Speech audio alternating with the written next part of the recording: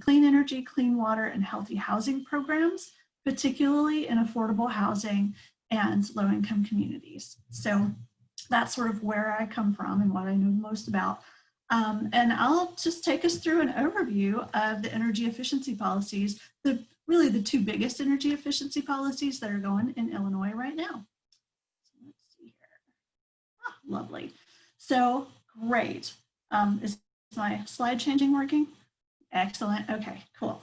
So we'll talk for most of this hour about Illinois' energy efficiency portfolio standards. And along the way, we'll also talk about the stakeholder advisory groups that advise how those standards are implemented, and about the Illinois Commerce Commission's role in approving the plans in implementing those standards. Then towards the end, we'll also talk a bit about building energy codes, why they're important, who sets them, and changes we might see in the future. Yeah, and then we'll have some time for questions, but if you got questions along the way, just put them in chat and Gavin will give me a sign. So, cool. All right, so first off, I just want to go through why energy efficiency policies are so very important in Illinois and elsewhere. Here is a lovely chart of the cost of various forms of electricity. So various methods of creating electricity. And as you'll see over here on the left, we have energy efficiency. We don't create electricity with energy efficiency, we just find ways not to need it. So it's equivalent. And as you'll see, it's significantly cheaper than all but the biggest forms of renewables. Now, over time, our various forms of generating electricity, the prices change, and the price of renewables has been coming down dramatically, which is, I mean, I'm super excited being in this industry to have some real competition from some renewables when it comes to cost. So that's a great thing. But energy efficiency is still right down there among the cheapest things we can do. However, if energy efficiency is so cheap, why don't people just go do it themselves? And there's a lot of barriers to people taking on energy efficiency projects. I work a lot on residential projects and projects in small apartment buildings. I think that's the thing that most of us can kind of relate to the most. But a lot of this applies to commercial office buildings and industrial facilities as well. There's just a ton of barriers to doing energy efficiency. It's expensive. You got to pay for it up front. It's a small construction project a lot of times. I look around my apartment. I work in this industry, and there's sometimes, I'm not exactly sure what to do with my water heater. There's an information barrier there that's very real for a lot of folks. Also, you got to make sure you've got a qualified contractor to do an energy efficiency project, whether that's insulation or installing a new HVAC system. And there's sometimes not a lot of trust with contractors, partly because of that information value. I can't look at my water heater and tell if it's been installed properly, if it's venting properly. I just don't know those things. And so that makes me skeptical of contractors are going to come in and do it. And that puts up a barrier to me doing that kind of work. Capacity to manage a project, like I said, it's a small construction project a lot of times. A lot of building owners, even apartment building owners, just don't have the staff. And so that can form a barrier. Permitting is always a difficulty, and split incentives. This is sort of an economic barrier that arises, for example, in an apartment building where each unit pays their own electricity and pays for their own heat, for example.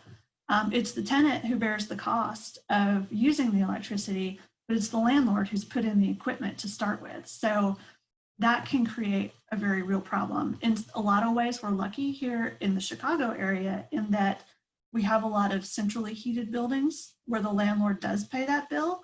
And that helps us get over the split incentive problem in those buildings, but it's a very real problem in many buildings, particularly multifamily buildings. Energy efficiency policies are also important because the efficiency industry is quite large. Before COVID, we had about 90,000 efficiency-related jobs in Illinois. The Clean Energy Jobs Midwest report has just come out. We've got about 13% less of those jobs right now than we did a few months ago, hopefully as we start to recover, those will come back. And I've included a link here to a map of jobs by county. This is from the last year's report because I didn't have this year's report yet, but it's really quite interesting. You'll see that these jobs are statewide. All right, so energy efficiency resource standards. That's the kind of law that I'll talk most about today. And I just this slide because I'm blue.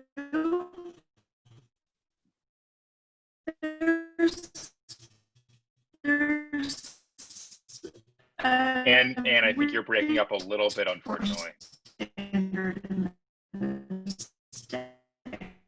So about half the states have these standards. The investment standards in energy, and it has increased dramatically over time nationwide, as you can see in this slide. Natural gas. Uh-oh. Let's see. Can you hear me now, Ann? All right, we might have lost her for a moment, so everybody, oh, nope. There you are. You're on mute right now. It looks like the sound was cutting out a little bit. If you could just go back to that slide. There we go. Oops. I assume we need to redo this. And to conserve bandwidth, you might want to stop your video while you're presenting your screen, and that might help a little bit. I will do that. Probably help a lot. I've had that trouble before. Thank you, Matt. Thanks, Ann. Sorry to interrupt you right there. No, thank you. All right. Do you mind if we go back one slide? I think we might have lost a little bit of information there. Yeah. Sure. Okay. So we've got the map of the U.S. here. This just shows that the energy efficiency portfolio, or resource standards as they're called in some states, are widespread policies. They're state level policies, but they occur in about half of U.S. states. And then in this slide, we can see that they generate a tremendous amount of investment in energy efficiency.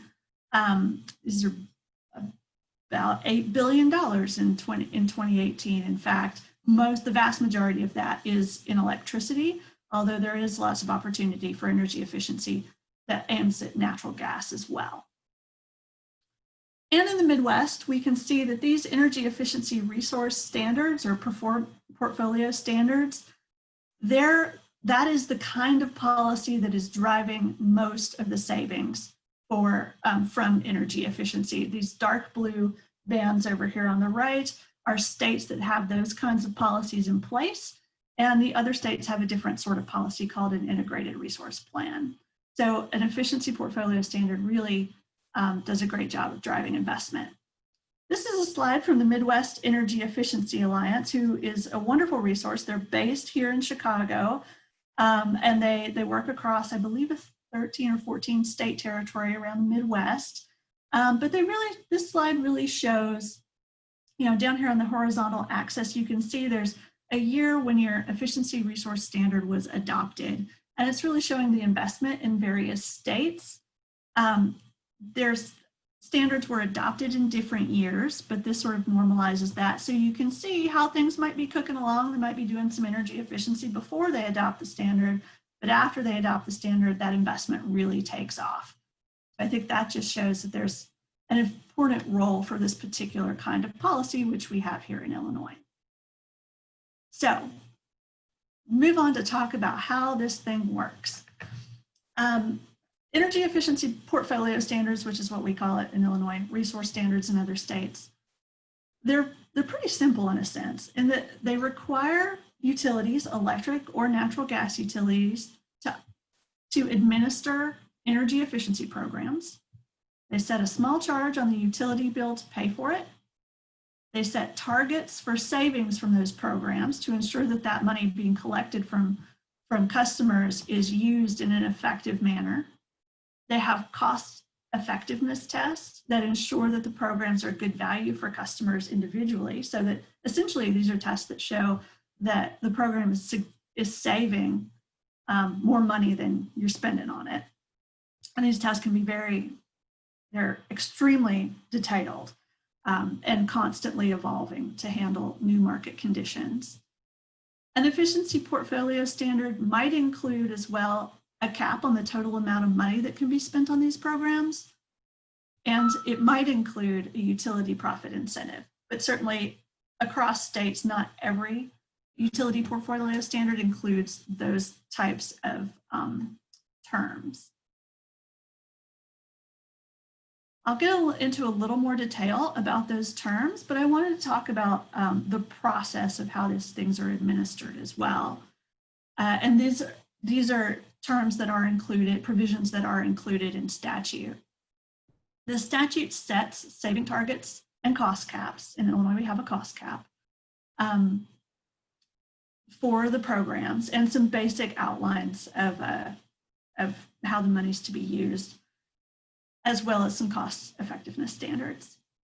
Then the utilities come up with a plan for an expectation of how much money they'll be collecting from customers, and detailed program plans about how they'll be using that money to save energy for those customers. Those program plans are are filed at the Illinois Commerce Commission, where the Commerce Commission opens a formal docket. Organizations or interested parties can intervene in that docket. It's sort of like, for those who may not be familiar with the Commerce Commission, I mean, it's a regulatory agency. It's sort of like a court case. A lot of it's done in written form, but all of those dockets are available online.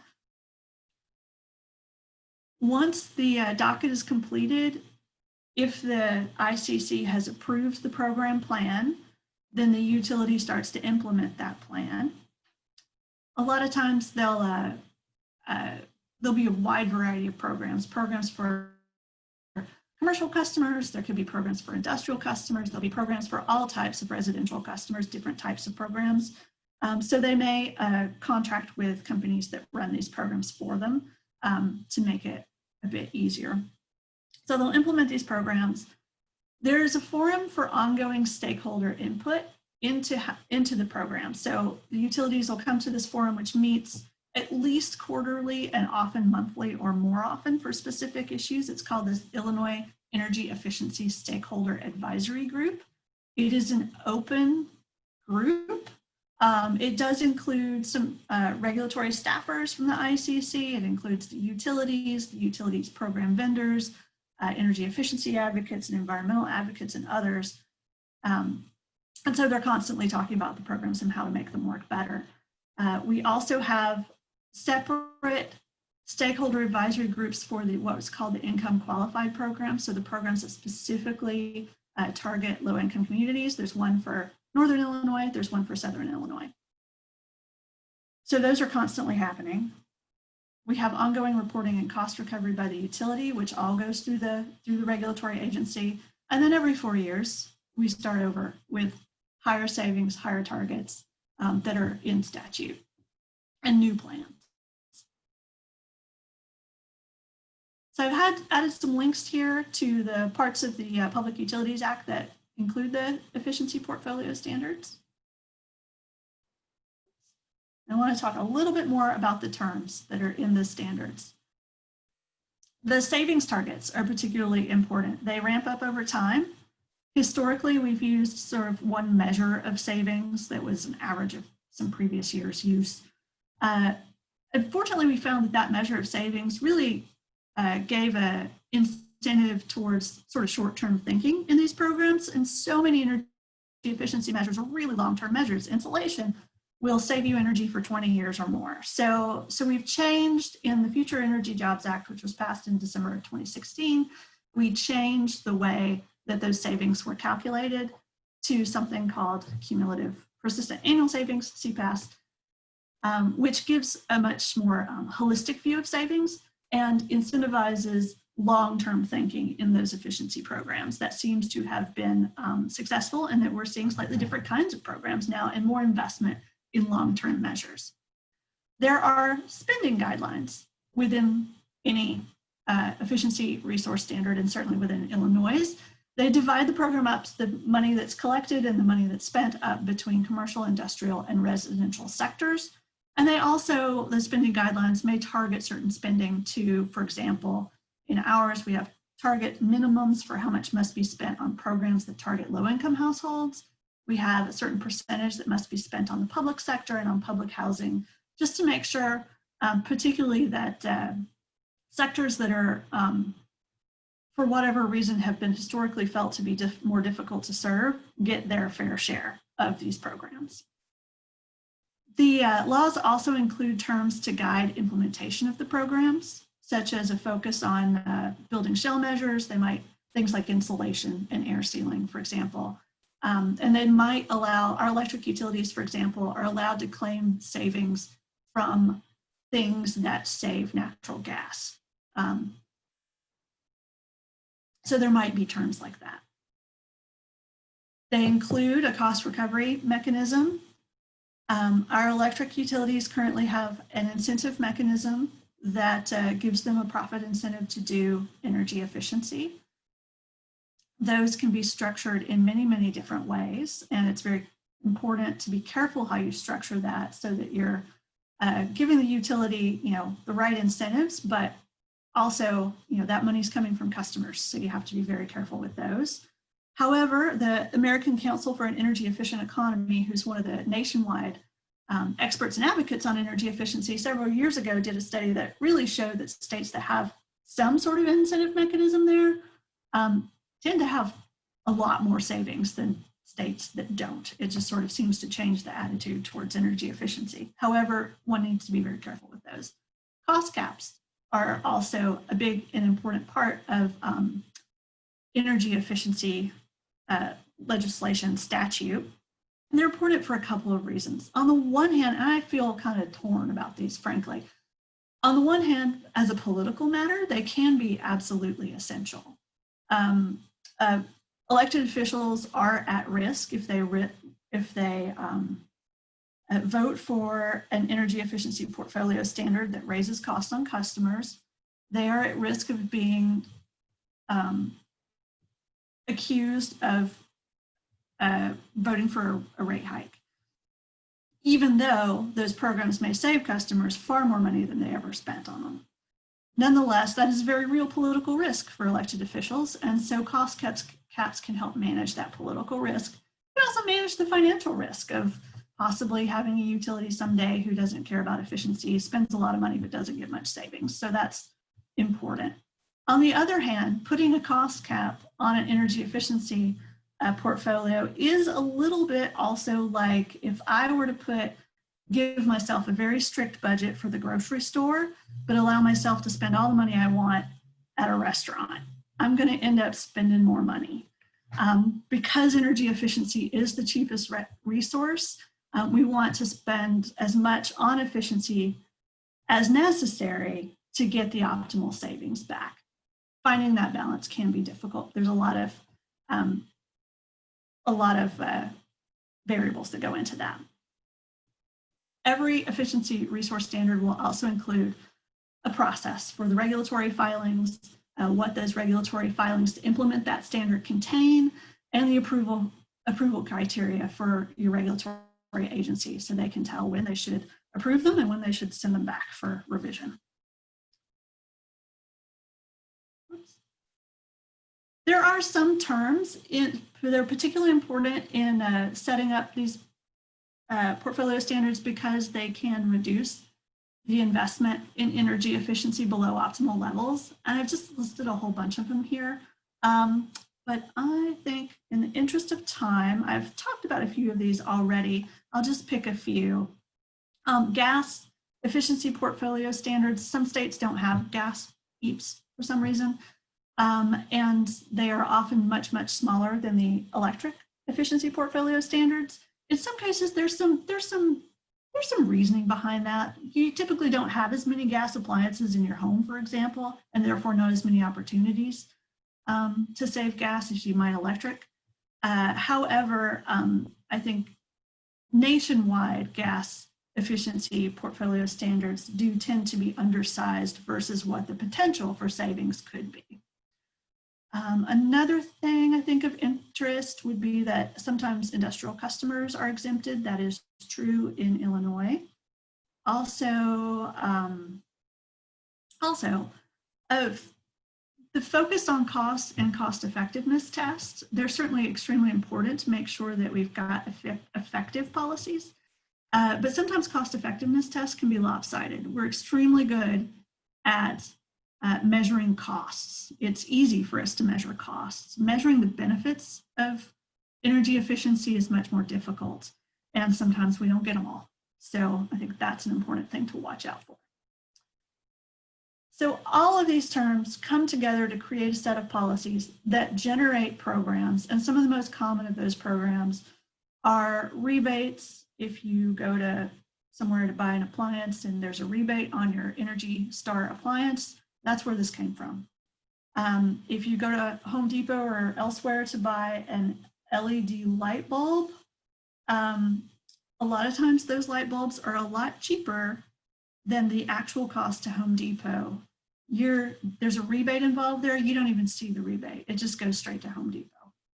So building energy assessments, what we call direct install programs, which are programs where a utility or a utility contractor will come into a building and just go through all the common areas in the apartment building, for example, and just reinstall all the lights and upgrade all the lights.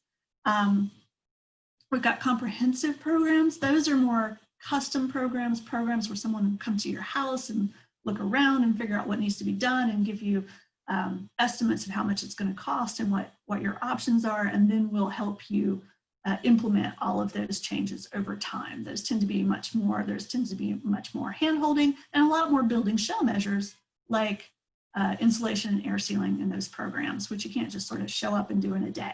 They're much more difficult. They also are a really great way to save electricity and gas.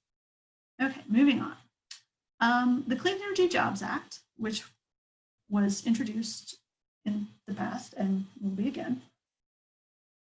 I won't spend much time on this because I'm up for almost done with time, but it does include gas efficiency expansion provisions, which our experts say would triple the gas savings and save Illinoisans approximately $700 million per year over and above the cost of the programs. So we definitely have gas efficiency programs that are, in my opinion, too small, and there's a lot of opportunity there, which is really fantastic. And just to give a sense of where our gas is used in Illinois, this blue biggest pie piece is residential use for gas. I think our research department's done some work that shows too that for sort of your average residential customer in Illinois right now is spending more on gas than they are on electricity. Not perhaps by a lot, but it is not a small bill for many of us. So important to keep in mind. We don't do much with electricity efficiency in CEJA. All right, great. Let's see, I will go back a little bit then because I do want to talk a bit more about the, oh, there it was. There we go. All right. I want to talk for a few minutes.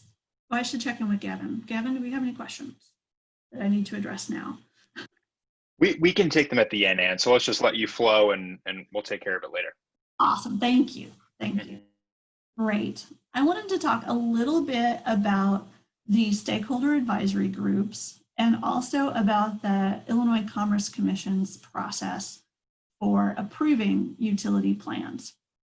And they are sort of related. The Stakeholder Advisory Group is an informal, yes, I don't know, it's been going on so long, it doesn't feel very informal anymore, but it's not set in statute. It was, we set it up as a result of an Illinois Commerce Commission order in one of the very first rounds of our energy efficiency portfolio standard planning rounds.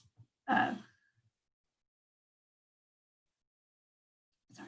let's see. So it's been going for almost 15 years, I think, which has been great. It's an open group, a lot of participants, tremendous amount of expertise on energy efficiency in that room. As a result, it can be a very technical and technocratic sort of discussion, unfortunately.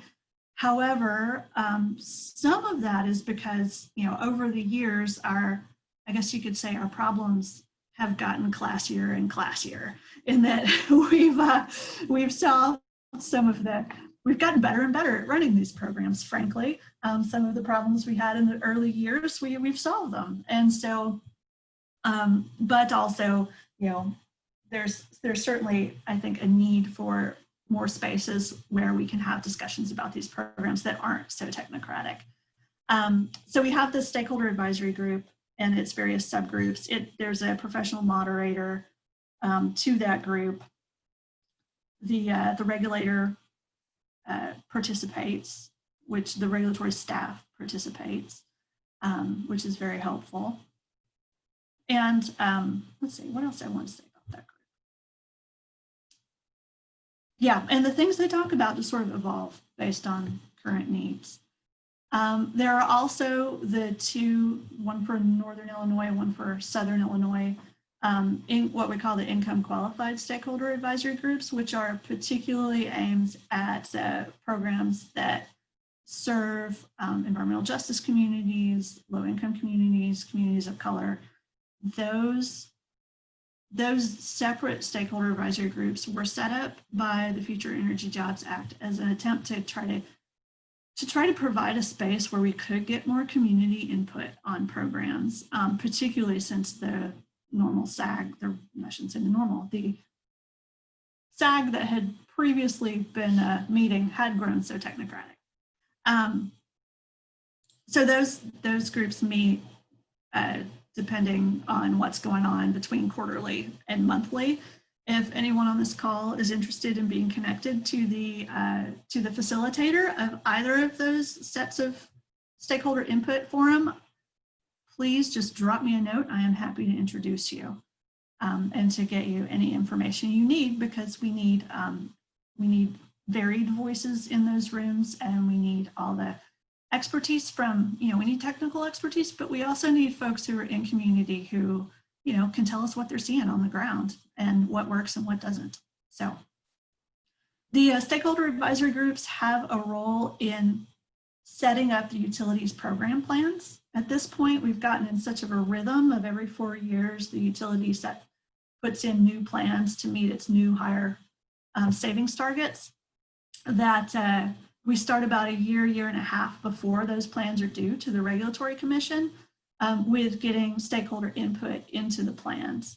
One of the purposes of the stakeholder advisory group, certainly at the beginning and continues, is to work out issues before they get to the Regulatory Commission, so that the Regulatory Commission, the ICC, can really focus on areas where there is definite conflict between parties, and can narrow down those issues to really the points of the most difficult points.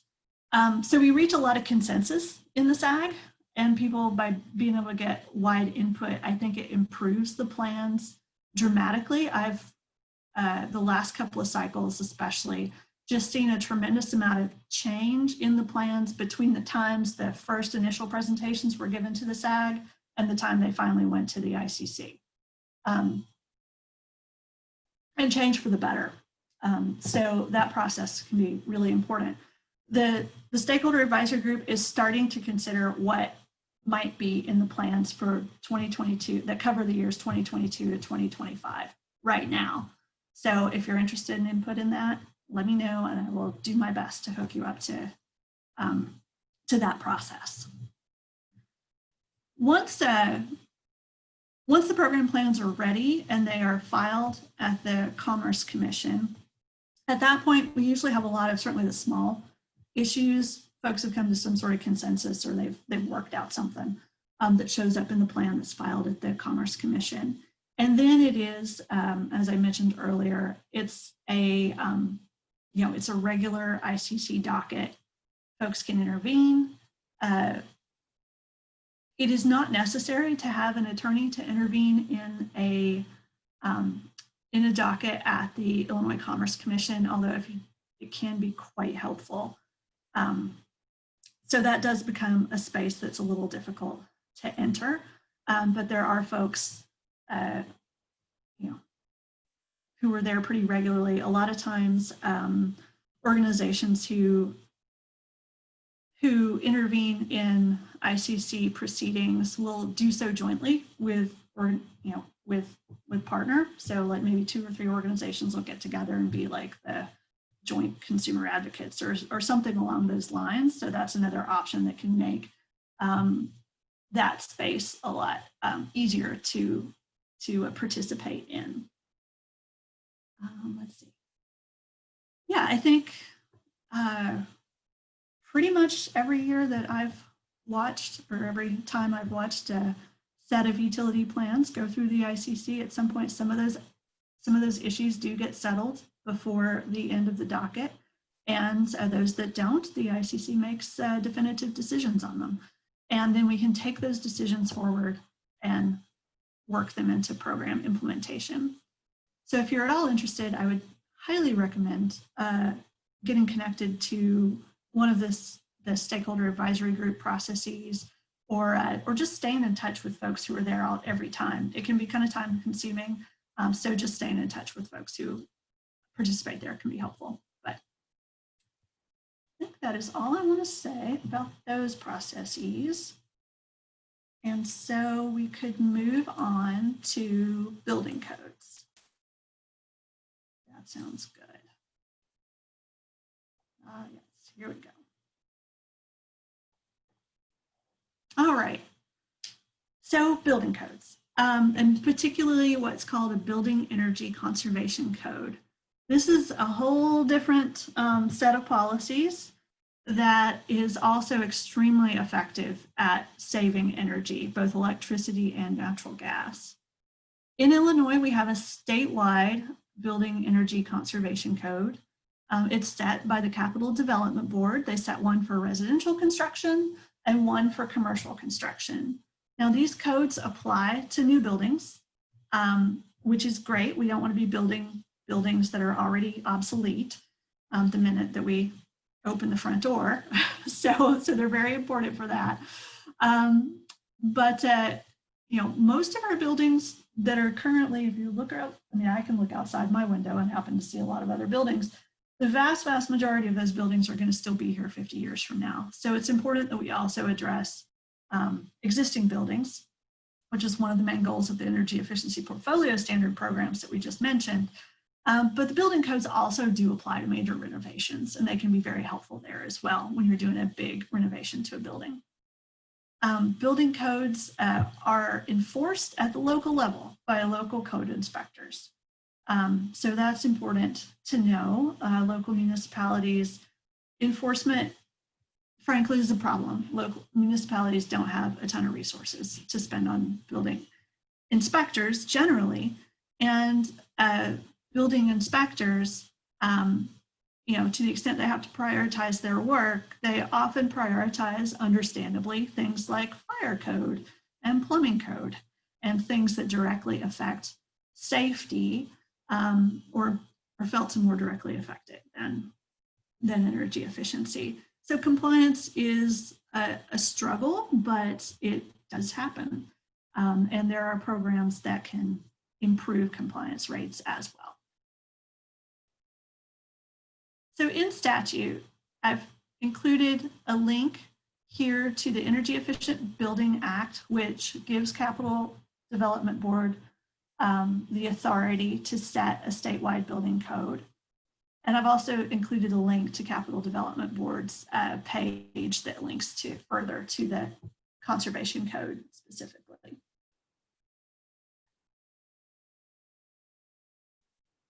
Now, building energy code impacts in the Midwest are really significant. I hope you can see the numbers here. These are cumulative savings. Again, this is another resource from the Midwest Energy Efficiency Alliance. And these are the cumulative savings in our various Midwestern states since, I can't see because my little camera thing is covering up the year, but I think it's 2009 or so. You can see here in Illinois that because as the result of having a statewide energy conservation code that builders are building to, we've saved, what is that? Almost half a, yeah, that's a lot. $446 million in energy, over 446, and that number is increasing every single day, as well as just a whole lot of carbon and carbon equivalents. So these are very impactful policies when they're in place. Luckily, here in Illinois, we've had a pretty solid building energy code since the state first put the statewide building code in place. Let's see, there we go. So a little bit on how these work. They include a number of requirements for builders as they're building the building, how much insulation they need to put in, how well insulating the windows and doors need to be. There are requirements on things like air infiltration, how tightly the building needs to be built, and also on HVAC systems. HVAC is heating, ventilation, air conditioning. So there'll be requirements like all the ducts need to be sealed. You need to be bringing in a certain amount of fresh air into the building, etc. So, this statewide building energy code, it applies statewide. Municipalities, however, can't right now choose to do more for residential building codes except Chicago. Chicago has the ability to go above the statewide energy conservation code if it chooses to do so, and it has consistently chosen to enact building energy codes that are more efficient than the statewide building energy code. But other municipalities cannot for residential buildings. Now, any municipality that wants to do better than the statewide commercial building code can do so, but so far none have, to my knowledge. I think one of the reasons for that is probably because it's difficult to adopt your own building code. It's a process that relies a lot on some very specific technical expertise. There's a lot of parties involved. For a local municipality to do that is just procedurally very hard. Also, there's a desire on the part of the building industry to have consistency across building codes, because you don't want to have to build to one code in one place and then have to build to another code 5 miles down the road. That gets very, very confusing. It also is bad for compliance generally. So those are my speculation on reasons why municipalities may not have gone above the commercial building code. Some common gaps in that reduce the effectiveness of this building codes are things like contractor education. The folks who are doing the actual building need to know how to build to these codes. That doesn't always happen, or there can be a lag in how long it takes them to remember that, oh yeah, we have to do this certain kind of duct sealing or what have you now that we haven't previously done. So there's a need for contractor education, and compliance and enforcement, like I mentioned, is a struggle. It's, I think years ago, I think it was around 2009, 2010, there was a study nationwide of compliance rates, and it was just abysmal. And I think we've done additional studies since then of compliant rates, and they've improved dramatically over the last 10 years or so, which is great, but it's still an ongoing concern. All right. Okay, I'm going to leave that part about CJ out. Whoops. Well, let's see if I can get my contact information up here. There we go. Awesome. And I'll just leave that. I think that area about cities not being able to go above and beyond is an area of potential improvement in Illinois policy, and we'll see if we can get that done. Thanks so much, Ann. That was really informative, and we all really appreciate your time. I'm sure I can speak for everyone when I say that. So I'm going to open this up, and we can do a little bit of a facilitated conversation for the next 15 or so minutes. And I'm just going to go in order from the questions that were asked in the chat. And yeah, we can just do it like that if that's okay with you. Is that all right? That sounds great. That's fantastic. Good. Okay.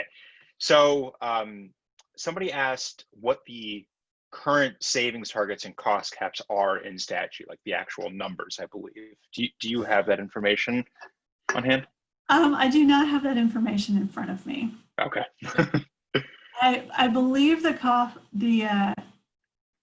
cost caps are somewhere in the 3.5% to 4% range. Got it. But I do not have the exact numbers. Okay, thank you. Yeah. And I just got a raised hand from Carrie. Carrie, do you want to ask your question real quick? Yeah, thanks, Gavin, and thanks, Anne, for putting this on. This has been really interesting and informative. I was wondering, I was a little bit confused when we were talking about the cost caps earlier. Could you spell out a little bit the difference between like a cost cap, as we have it in Illinois, and a cost effectiveness test? Kind of, you know, where Yes. that difference lies? Yeah, absolutely. No, it's a very good point. And we have both, just to be clear. So a cost effectiveness test looks at a particular energy efficiency program that's included in the utility implementation plan.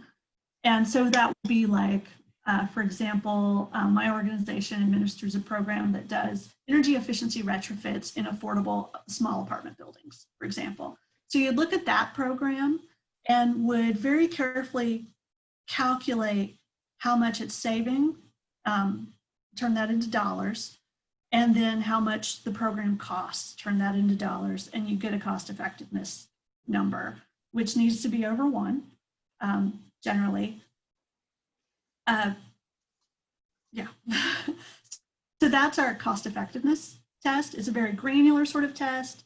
It's a little bit backward looking, although when they're setting up their plans, they do projections to make sure that things are going to pass in the future to try to predict that. Separately from the cost, and in addition to the cost effectiveness test, the cost caps that are included in our energy efficiency portfolio standard, that is a total cap on the amount of money that the utilities can collect from customers to pay for all of their efficiency programs that are in their portfolio of programs. So it's set up as a, let's see, I believe it's a percentage of, I'd have to look.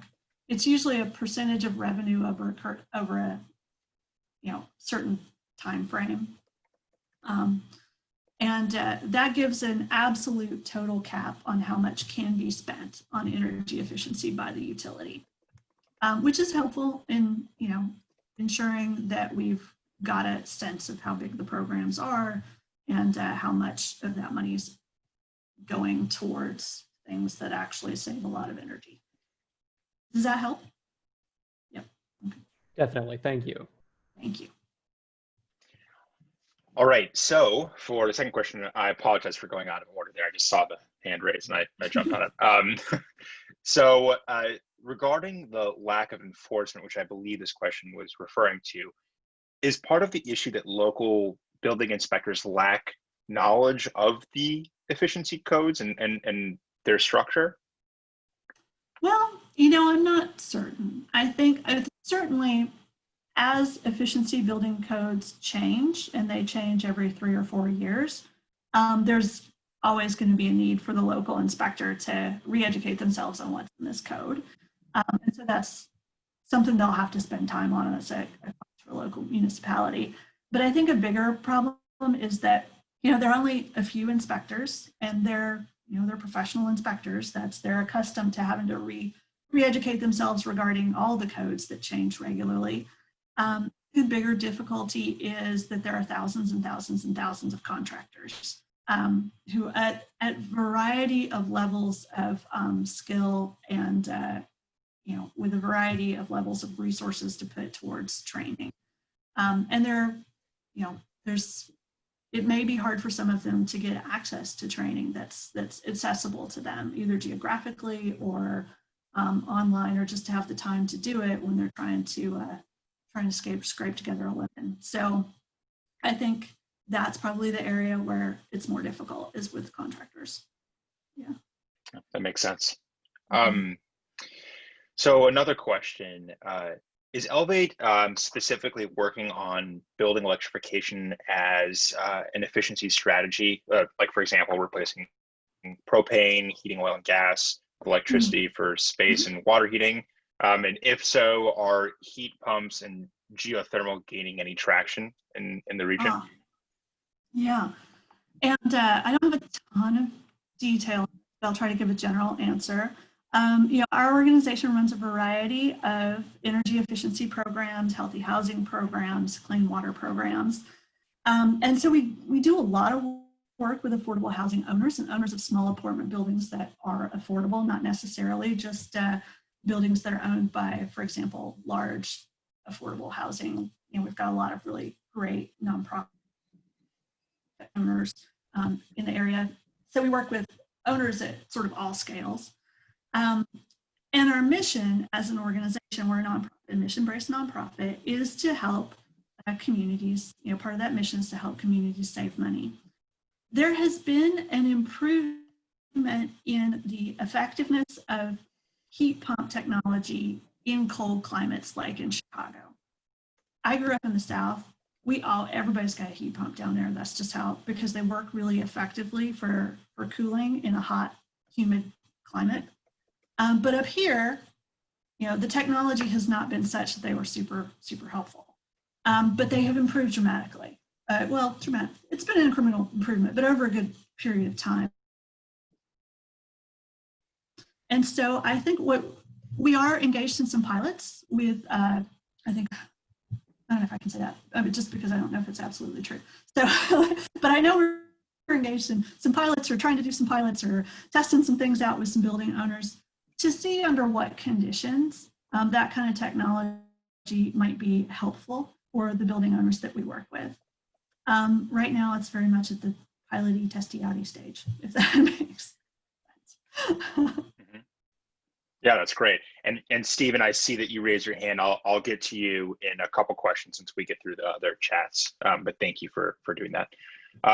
So Anne, can you discuss some of the challenges working on energy efficiency policy in low-income communities and what some of the barriers are to doing that work?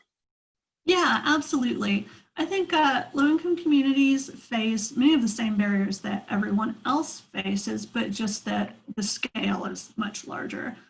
One of the biggest barriers to doing an energy efficiency investment in your home is the upfront cost.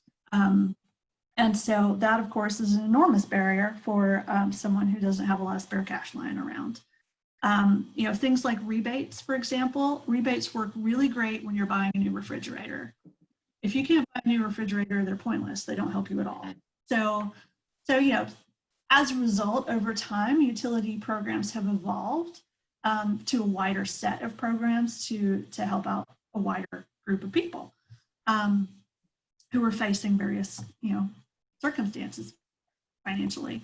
I don't think we're still working on trying to improve that, particularly to help low-income households improve the efficiency of their buildings. Also, folks who have lower incomes are more likely to live in rental property, and we certainly have a lot of families with lower incomes who own their own home, but also they're more likely to live in rental property, which brings in that split incentive problem. They don't buy their own refrigerator, but they may pay the electric bill that it generates. So we have to address that. I'd say those are two of the biggest barriers. They're much the same. It's just a matter of scale. Great, thank you. So moving on, somebody was asking about just the percentage of energy that has been saved through some of the EE policies in Illinois. Do you know how much or what our savings have been in terms of energy? Yeah, oh boy. I know it's a big question, and I don't even know if that number exists, but yeah. Yeah, it does. It does. Okay. And I should have looked it up before I got on the phone. Sorry. My sense is that, it tends to run, I can give a better answer nationwide, in that efficiency programs for electricity tend to run, they save 1 to 2% of like last year's use year. Illinois' programs are, as our targets increase, are going to head towards that 2% level. They'll be among the best in the country. and they're heading there pretty fast, which is really exciting. Gas programs tend to save less, and ours, more like the 0.5 to 1%. And ours are not particularly good compared to, the programs might be good, but they're so small, they're limited in how big they can be. And that limit is really preventing us from having the kind of savings on gas that you see, for example, in the Northeast, even though in a lot of ways our climate are very similar, and our building stock in some cases can be very similar too. Yeah, so sorry I don't have those numbers. That's the kind of the scale we're talking, which 1 to 2% sounds so little, but it's millions and millions and millions and millions of dollars. It's really dramatic savings. Yeah, that is dramatic. So, and then, okay, Stephen Sondheim, do you want to ask your question now? Thanks for your patience.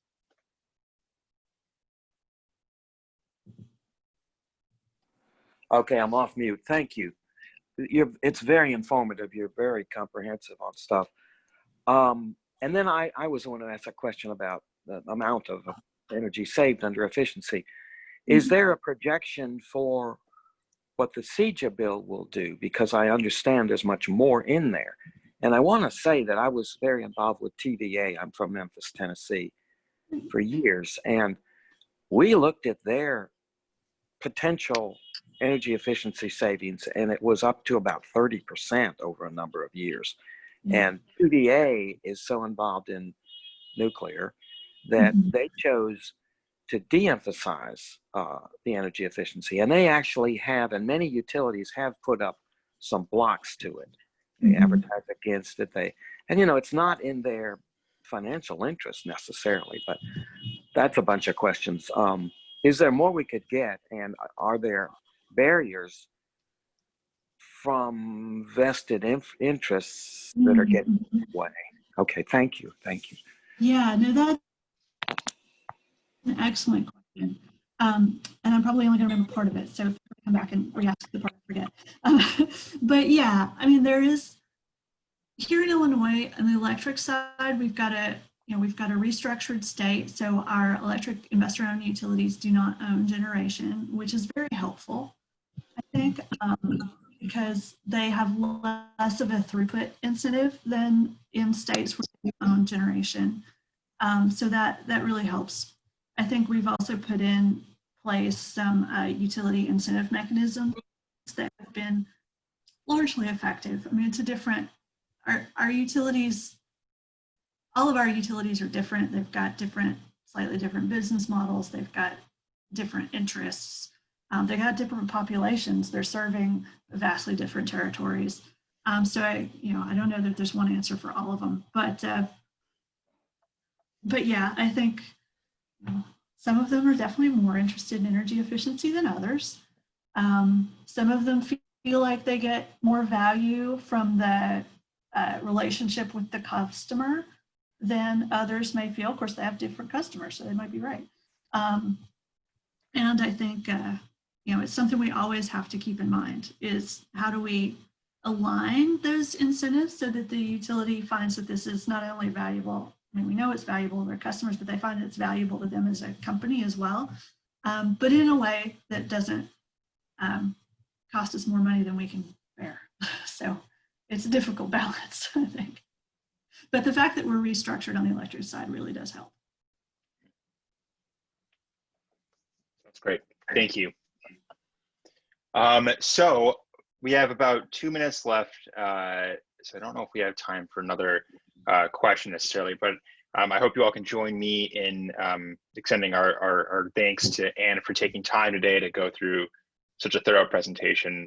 I learned so much, so thank you for doing that. So yeah, we just wanted to thank you all for joining IEC for our Lunch and Learn series. We hope these sessions will help keep our community connected during this difficult time. And again, we're going to make these publicly available for everybody. So if you're not a member of IEC and you are able to give, please consider joining today. I think the link will be posted in our chat, but it is ilenviro.org/donate if you can do so. So yeah, the CLE details are in our chat as well for the attorneys. And thank you everybody for joining us, and please stay tuned for our next webinar, and that'll go out by email. So thank you all, and we look forward to seeing you again soon. Thank you so much, everyone. Really appreciate it. Thanks again, Ann.